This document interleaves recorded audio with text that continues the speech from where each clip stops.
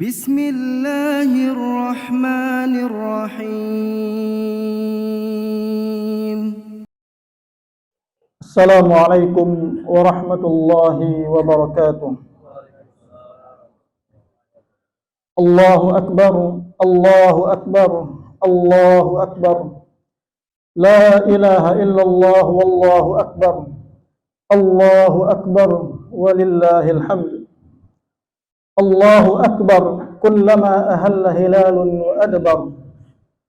الله أكبر كلما تراكم سحاب وأمطر. الله أكبر كلما نبت نبات وأزهر. الله أكبر كلما أورق عود وأثمر. الله أكبر كلما أنفق القانع والمعتر. الحمد لله الذي بنعمته تتم الصالحات. الحمد لله الذي هدانا لهذا وما كنا لنهتدي لولا أن هدانا الله. الحمد لله الذي جعل للمسلمين عيد الفطر بعد صيام رمضان. الحمد لله الذي صدق وعده ونصر عبده وأعز جنده وهزم الأحزاب وحده. أشهد أن لا إله إلا الله وحده لا شريك له، وأشهد أن محمدا عبده ورسوله ولا نبي بعده. اللهم صل وسلم على هذا النبي الكريم وعلى آله وصحبه ومن تبعهم بإحسان إلى يوم القيامة. أما بعد، فيا عباد الله، أوصيكم وإياي نفسي بتقوى الله، فقد فاز المتقون. يا أيها الذين آمنوا اتقوا الله حق تقاته ولا تموتن إلا وأنتم مسلمون، فاتقوا الله فيما أمر وانتهوا عما نهاكم عنه وزجر. Ma'asyiral muslimin rahimakumullah. Inilah hari di mana takbir dikumandangkan di seluruh penjuru dunia. Hari ini lebih dari 1 miliar umat Islam bertakbir mengagungkan nama Allah Subhanahu wa taala. Takbir tidak bisa dipisahkan dari umat ini. Dengan takbir kita memulai kehidupan kita di dunia. Saat ayah kita mengumandangkan azan di telinga kita saat kita lahir. Dengan takbir kita memulai salat. Dengan takbir kita menyembelih hewan kurban kita. Dan dengan takbir pula kita menyambut hari-hari raya kita.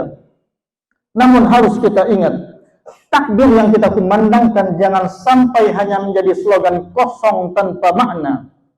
Ketika kita bertakbir, kita dituntut untuk meresapi makna dari takbir yang kita kumandangkan. Allahu Akbar, Allah Maha Besar. Tidak ada yang lebih besar dari Allah. Tidak ada yang lebih agung dari Allah. Tidak ada yang lebih perkasa dari Allah. Apapun masalah yang kita hadapi di dunia, tidak ada yang lebih besar dari Allah. Apapun yang sedang kita kerjakan di dunia, tidak ada yang lebih besar dari Allah. Resapi makna dari Allahu Akbar, kita akan ringan dalam mengarungi kehidupan dunia. Ma'asyiral muslimin rahimakumullah. Allah telah menghadiahi umat ini dengan 2 hari raya yang luar biasa. 2 hari raya yang dimulai dan diawali dengan 2 ibadah yang juga luar biasa. Hari raya Idul Fitri diawali dengan puasa Ramadan, dan hari raya Idul Adha diawali dengan wukuf di Arafah yang merupakan inti dari prosesi pelaksanaan ibadah haji. Dan pada kedua hari raya ini terdapat 2 dimensi yang menjadikannya istimewa. Dimensi Rabbani, dimensi ketuhanan, hablum minallah, dan dimensi sosial, hablum minan nas.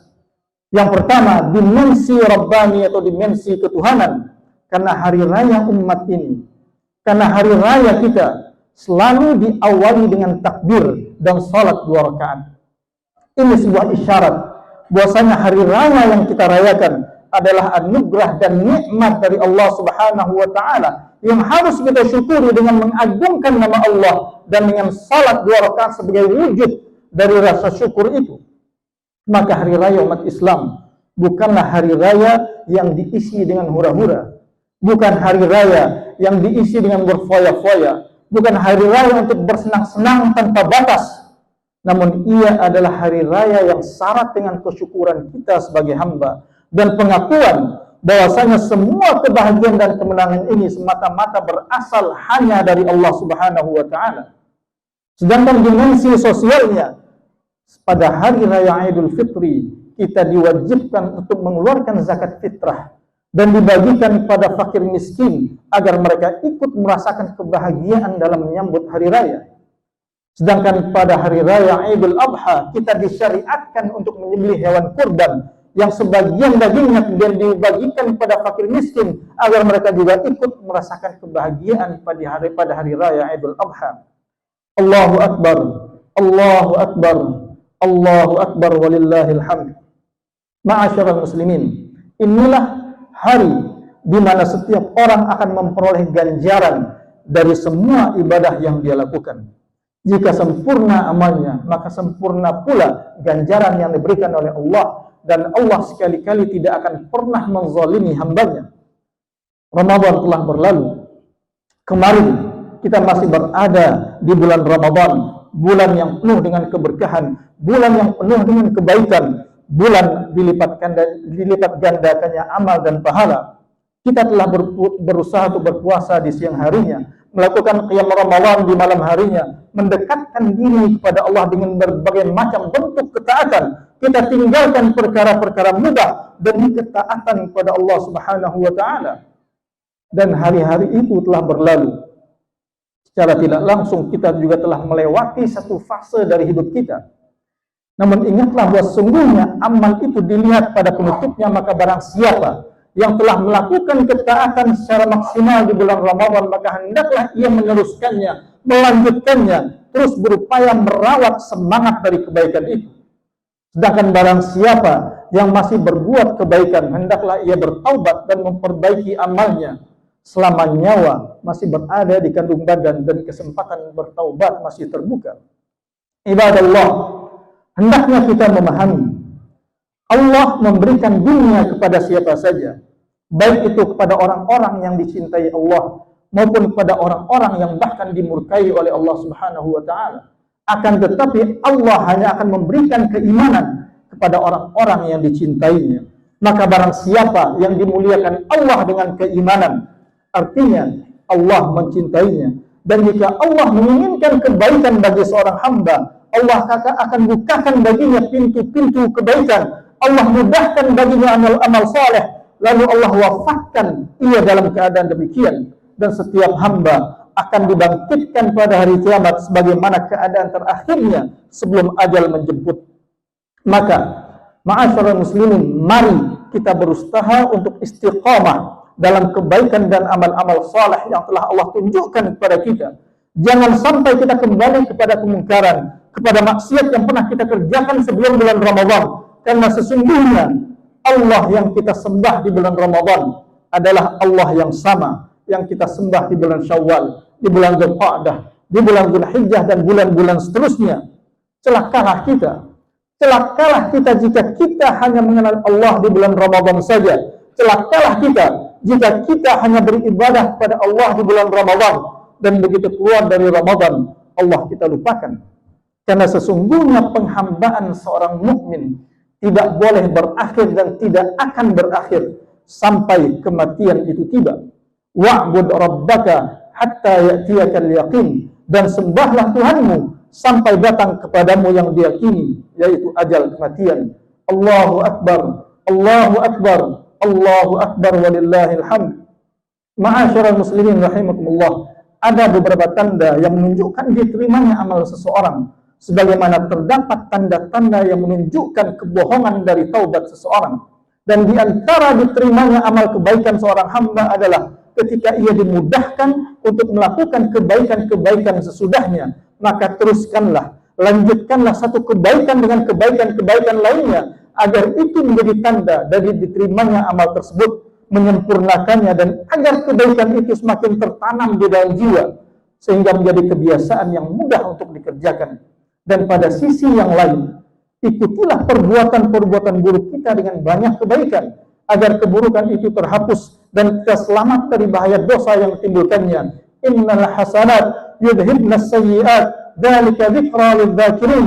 sesungguhnya perbuatan-perbuatan yang baik itu akan menghapuskan dosa dari perbuatan-perbuatan yang buruk. Itulah peringatan bagi orang-orang yang ingat.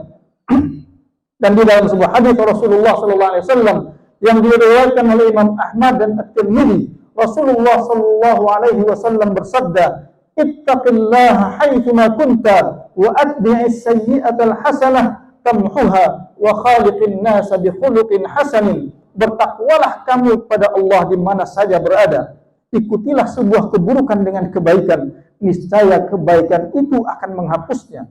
Dan bergaullah dengan manusia dengan akhlak yang baik. Terkait dengan hadis ini, Ibnu Qayyim rahimahullah berkata, Nabi sallallahu alaihi wasallam menggandingkan antara takwa dengan akhlak. Karena ketakwaan akan memperbaiki hubungan antara seorang hamba dengan Tuhannya. Sedangkan akhlak akan memperbaiki hubungan antara manusia dengan manusia lainnya. Atau dengan kata lain, ketakwaan akan menjadikannya hamba yang dicintai oleh Tuhannya. Sedangkan akhlak yang baik akan menjadikannya manusia yang dicintai oleh manusia-manusia lainnya. Ma'asyiral muslimin rahimakumullah. Maka setelah Ramadan ini, masing-masing dari kita bisa mengukur dirinya. Apakah kebaikan-kebaikan yang ia kerjakan selama Ramadan melahirkan kebaikan-kebaikan yang lebih banyak pasca Ramadan ataukah tidak? Atau bahkan mungkin menjadi jauh menurun. Jika penurunan yang terjadi, kita harus banyak-banyak beristighfar dan merasa khawatir. Karena bisa jadi itu adalah salah satu tanda dari kurangnya kualitas amal kita di bulan Ramadan. Atau bahkan tanda dari tidak diterimanya amal-amal kita. Dan dari sini pula kita bisa mengukur apakah kita sudah berhasil lulus dari madrasah Ramadan dan meraih predikat takwa sebagaimana yang menjadi tujuan utama dari disyariatkannya puasa Ramadan. Sudahkah kita menjadi pribadi-pribadi yang lebih baik? Sudahkah kita menjadi pribadi-pribadi yang bertakwa? Ma'asyiral muslimin, ibadah yang disyariatkan Allah pada hakikatnya merupakan sarana pelatihan diri untuk mewujudkan ketakwaan. Itulah tujuan terbesar dari ibadah-ibadah tersebut, yaitu meraih ketakwaan. Namun satu hal yang tidak boleh kita lupakan, di samping latihan-latihan yang bersifat praktikal itu, ada buku panduan yang harus kita ikuti jika ingin meraih ketakwaan. Itulah Al-Quran yang merupakan petunjuk bagi orang-orang yang bertakwa. Dzalikal kitabu la raiba fihi hudan lil muttaqin. Kitab Al-Quran ini tidak ada keraguan padanya, petunjuk bagi orang-orang yang bertakwa. Artinya, jika kita ingin memperoleh ketakwaan yang paripurna, jika kita ingin merawat ketakwaan itu, maka tidak ada jalan lain kecuali menjadikan Al-Quran sebagai petunjuk, menjadikan Al-Quran sebagai pedoman hidup yang mengatur segala aspek kehidupan kita. Allahu Akbar, Allahu Akbar, Allahu Akbar walillahil hamd. Ibadallah, jika selama ini kita tidak lagi menemukan jejak-jejak ketakwaan di dalam diri kita saat kita telah jauh meninggalkan Ramadan, mungkin sebab utamanya adalah karena kita tidak lagi berinteraksi dengan Al-Quran. Tidak ada lagi waktu di mana kita bercengkrama dengan Al-Quran. Tidak ada lagi waktu di mana kita membaca dan mentadabburi Al-Quran. Karena kita telah mengembalikan Al-Quran ke dalam rak-rak buku dan tidak lagi membukanya sampai Ramadan yang berikutnya tiba. Dan jika ini kondisi kebanyakan dari kita, maka tidak heran jika perjuangan ibadah yang kita kerjakan di bulan Ramadan tidak lagi meninggalkan jejak dalam perilaku kita sehari-hari. Sudah seharusnya kita mengkhawatirkan diri kita.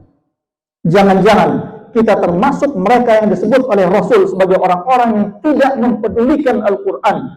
Sebagaimana firman Allah Subhanahu wa Ta'ala, wa qala ar-rasul ya rabbi inna qaumi ittakhadhu hadzal qur'ana mahjura. Berkatalah Rasul, ya Rabb, ya Tuhanku, sesungguhnya kaumku menjadikan Al-Quran itu sesuatu yang tidak diacuhkan. Bagaimana mungkin umat ini bisa meraih kemenangan dan kejayaan hakiki di dunia dan akhirat jika Al-Quran tidak hadir dalam kehidupan mereka? Bagaimana mungkin kita bisa menjaga tren positif ibadah di bulan Ramadan dan merawat ketakwaan kita jika kita menjauh dari Al-Quran? Ma'asyiral muslimin, sesungguhnya semakin kita menjauh dari Al-Quran, maka hati kita juga akan semakin menjadi keras. Dan seiring dengan perjalanan waktu, hati itu akan menjadi semakin keras sehingga akan sulit baginya untuk menerima dan mendengarkan kebenaran dari Allah Subhanahu wa taala. Mari kita dengarkan firman Allah Subhanahu wa taala dalam surat Al-Hadid. Alam yakni lil ladzina amanu an takhsha'a qulubuhum li dzikrillahi wa ma nazala minal haqq wa la yakunu kal ladzina utul kitaba min qabl faqala 'alaihimul amad faqasat qulubuhum wa katsirun minhum fasiqun. Belum datangkah waktunya bagi orang-orang yang beriman untuk tunduk hati mereka mengingat Allah dan kepada kebenaran yang turun kepada mereka. Dan janganlah mereka seperti orang-orang yang sebelumnya yang telah diturunkan Alkitab kepada mereka. Kemudian berlalulah masa yang panjang atas mereka, lalu hati mereka menjadi keras. Dan kebanyakan di antara mereka adalah orang-orang yang fasik.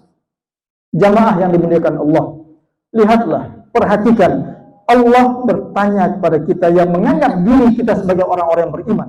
Belum datangkah masanya bagi kita untuk tunduk mengingat Allah dan tunduk kepada Al-Quran yang diturunkan oleh Allah Subhanahu wa ta'ala?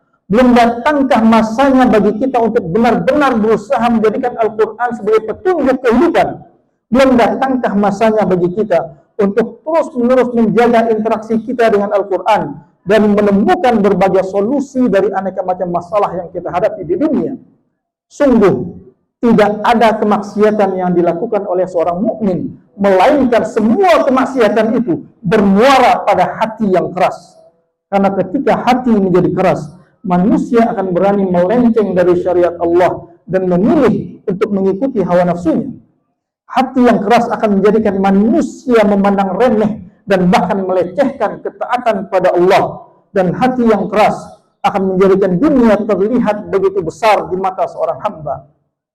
Ma'asyiral muslimin, maka di hari kemenangan ini, mari kita satukan tekad, kita bulatkan niat, dan bersama-sama berupaya merawat ketakwaan di dalam diri kita dan terus-menerus berusaha menghadirkan Al-Quran di dalam kehidupan kita dan menjadikannya sebagai pedoman hidup, benar-benar sebagai pedoman dan petunjuk dalam mengarungi samudra kehidupan. Jika ini terdengar berat dan sulit, maka ingatlah bahwasanya Allah melihat seberapa besar usaha kita dalam menuju ke sana. Ma'asyiral muslimin rahimakumullah, di akhir khutbah ini, mari kita tundukkan hati kita. Kita berdoa kepada Allah, menghibah rahmat dan ampunannya, memohon petunjuk dan hidayahnya, meminta agar Allah menjadikan kita hamba-hambanya yang senantiasa istiqamah berjalan di atas jalan ketaatan dan ketakwaan. Alhamdulillahi Rabbil Alamin, hamdan yuwafi ni'amahu wa yukafi'u mazidah. Ya Rabbana lakal hamdu kama yanbaghi li jalali wajhikal karim li azim sultanik. Allahumma lakal hamdu hatta tarda wa lakal hamdu idza radita wa lakal hamdu ba'da ar-ridha. Allahumma salli ala wa sallim ala sayyidina Muhammadin wa ala ali sayyidina Muhammad kama sallaita ala sayyidina Ibrahim wa ala ali sayyidina Ibrahim wa barik ala sayyidina Muhammad wa ala ali sayyidina Muhammad kama barakta ala sayyidina Ibrahim wa ala ali sayyidina Ibrahim fil alamin innaka Hamidum Majid. Allahumma ighfir lil muslimina wal muslimat wal mu'minina wal mu'minat al ahya'i minhum wal amwat innaka sami'un qaribun mujibud da'awat فيا قاضي الحاجات. اللهم أعز الإسلام والمسلمين وأذل الشرك والمشركين ودمر أعداء الدين. اللهم شتت شملهم ومزق جمعهم وألق في قلوبهم الرعب إنك على كل شيء قدير. اللهم انصر إخواننا المجاهدين والمستضعفين في فلسطين. اللهم انصر إخواننا المستضعفين والمجاهدين في غزة فإنك خير الناصرين. اللهم طهر قلوبنا وأصلح أعمالنا. اللهم طهر قلوبنا وأصلح أعمالنا. اللهم ارفع عنا البلاء عن البلاد والعباد بقدرتك ورحمتك يا أرحم الراحمين. اللهم اجعل القرآن العظيم ربيع قلوبنا ونور صدورنا وجلاء أحزاننا وذهاب همومنا. اللهم ارزقنا تلاوته آناء الليل وأطراف النهار واجعله لنا حجة يا رب العالمين. اللهم أصلح لنا ديننا الذي هو عصمة أمرنا وأصلح لنا دنيانا التي فيها معاشنا وأصلح لنا آخرة التي فيها معادنا واجعل الحياة زيادة لنا في كل خير واجعل الموت راحة لنا من كل شر.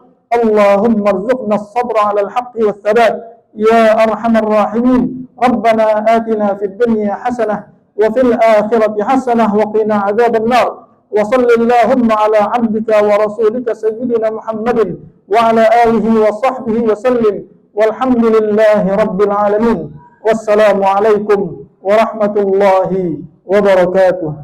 فبأي آلاء ربكما تكذبان